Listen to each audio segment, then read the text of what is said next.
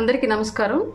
ఈరోజు కొంతమంది అంటే ఒకళ్ళిద్దరు జర్నలిజానికి సంబంధించిన వ్యక్తులు రేషన్ వాహనాలకు సంబంధించినటువంటి తమ అభిప్రాయాలను గత ప్రభుత్వం చేసినటువంటి విధానానికి సంబంధించి కొన్ని మీడియా ముఖంగా తెలియజేయడం అనే విషయాన్ని నేను చూశాను. వాళ్ళు చెప్తోంది ఏంటి అంటే, రేషన్ డీలర్ల దగ్గర ఉన్నప్పుడు అవినీతి జరిగేది పెద్ద ఎత్తున. 100 కేజీలు బియ్యంలో 30 కేజీలు వీళ్ళు సొంతగా అమ్ముకొని ఉండేవాళ్ళు, 70 కేజీలు డెలివరీ చేసేవాళ్ళు.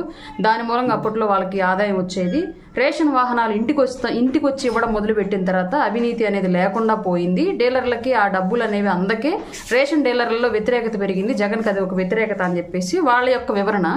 బట్ వాస్తవాలు చెప్తాను నేను ఇప్పుడు. అంటే నేను చూస్తున్నటువంటి ఊర్లో, మా ఊర్లో లేదా నా కుటుంబంలో, మా పక్క ఊర్లో, మా అమ్మ వాళ్ళ ఊరు, అక్క వాళ్ళ ఊరు, బంధువుల ఊర్లు, వీటికి సంబంధించినటువంటి జనాలలో ఏం జరుగుతుంది, మేమేం భావిస్తున్నాం అనే దాని గురించి మాత్రమే మాట్లాడతాను. గతంలో స్టోర్లో అంటే రేషన్ షాపులకు వెళ్ళి రేషన్ తెచ్చుకునేటప్పుడు ఎలా అయితే రేషన్ బియ్యం తినడానికి ఇష్టపడని వాళ్ళు ఎవరైతే ఉంటారో వాళ్ళు కేజీ 10 రూపాయల కింద అక్కడే డీలర్కే ఇచ్చేసి ఆ 10 రూపాయలు వీళ్ళు తీసుకొచ్చుకునేవాళ్ళు. యథావిధిగా అదే ఇప్పుడు కూడా రేషన్ డీలర్లు వాహనాలతో ఇంటికి తీసుకొచ్చి ఇస్తున్నా సరే సేమ్ అదే జరుగుతోంది. ఇప్పుడు 25 కేజీలు ఒక ఇంటికి రావాలి అంటే 25 కేజీలకి 250 రూపాయలు డబ్బులు ఇచ్చేస్తున్నారు. రేషన్ బియ్యం వాళ్ళే తీసుకెళ్ళిపోతున్నారు. రేషన్ వ్యాన్లో వచ్చి తీసుకున్న వాళ్ళు ఎవరైతే ఉన్నారో ఆ కాంట్రాక్ట్, ఆ జాబ్లు వాళ్ళే తీసుకెళ్ళిపోతున్నారు. ఎలాంటి మార్పు లేదు దానికి సంబంధించి, దీనికి సంబంధించి. బట్ ఇక్కడ రేషన్ వాహనాల వల్ల ఇంకొక తలనొప్పి సామాన్యులుగా మాకేం జరుగుతుందంటే, రేషన్ షాపుల్లో ఇచ్చేటప్పుడు నెలలో 10 రోజులు తప్పనిసరి ఎట్టి పరిస్థితుల్లో ఇచ్చేవాళ్ళు. మాకు ఎప్పుడు కుదిరితే అప్పుడు మేము వెళ్ళి తీసుకొచ్చుకునేవాళ్ళం. ఇది జనరల్గా మాకు దగ్గరలో ఉంటాయి కాబట్టి గ్రామాలు అండ్ పట్టణాలకు దగ్గరలో ఉండే పల్లెటూర్ల విషయం. అంటే సుదూర ప్రాంతాల్లో ఎక్కడన్నా రేషన్ షాప్ ఒక ఊర్లో ఉండి తండాలు ఇంకెక్కడన్నా దూరంగా ఉన్న వాళ్ళకి మేబీ అక్కడికి వెళ్ళి తెచ్చుకోవడం ఇబ్బంది అవుతుందేమో. మరి వాహనాలు వాళ్ళ ఇళ్ళకెళ్ళి ఇస్తనే ఎప్పటికైనా, లేదంటే అది కూడా అట్లాగే జరుగుతుందో, ఎక్కడో దూరాన్ని పెడితే ఆ వెహికల్ తీసుకెళ్ళి తెచ్చుకోవడం అనేది నాకైతే తెలీదు.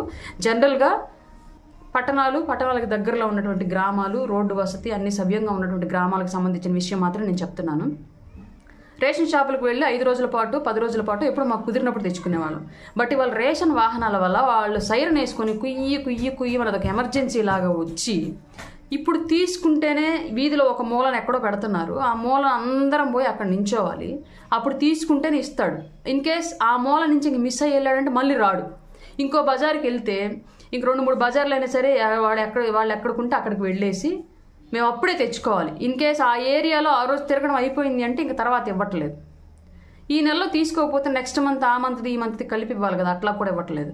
రేషన్ వాహనాలు ఇంటికి వచ్చి తీసుకోవడం వల్ల అదొక ఎమర్జెన్సీ సిచ్యువేషన్ మాకు క్రియేట్ అయిపోయి, అయ్యో ఇప్పుడు తీసుకోకపోతే ఇవ్వడేమన్న ఆలోచనలోకి వెళ్ళిపోయి పరుగులు తీయాల్సి వస్తుంది. దానివల్ల సామాన్యులకు మాకు అది కొంచెం ఇన్కన్వీనియంట్గానే ఉంది తప్ప కన్వీనియంట్గా అయితే లేదు. ఇది నా అభిప్రాయం. అలాగే నాలాంటి మా సరౌండింగ్స్, మా పరిసర ప్రాంతాల్లో ఉన్నటువంటి వాళ్ళందరి అభిప్రాయం కూడా ఇదే. మేబీ ప్రభుత్వం దీని మీద ఎలాంటి నిర్ణయం తీసుకున్నా సరే ఆలోచించి గ్రౌండ్ రిపోర్ట్ తీసుకొని చేసుకోవాలని చెప్పి పాలసీ అనేది తీసుకొస్తే హ్యాపీగా ఉండేదని చెప్పేసి అనుకుంటున్నాను. కొంతమంది ఎవరో విశ్లేషకులు చేసినటువంటి విశ్లేషణలు మరి వాళ్ళకి నిజంగానే వాళ్ళు రేషన్ తీసుకునే అలవాటు ఉందా, ఆ ఎక్స్పీరియన్స్ తెలుస్తోందా, గతంలో రేషన్ షాపులకు వెళ్ళి తీసుకునేటప్పుడు దానికి ఇప్పుడు వాహనాలు ఇంటికి వస్తుంటే తీసుకుంటున్న దానికి మధ్య తేడా తెలుస్తోందా లేదా, అది ఇబ్బందికరంగా ఉందా లేదంటే వాళ్ళ పర్సనల్ ఎక్స్పీరియన్స్ ఏంటో మాకైతే తెలీదు. మా ఎక్స్పీరియన్స్ అయితే ఇది.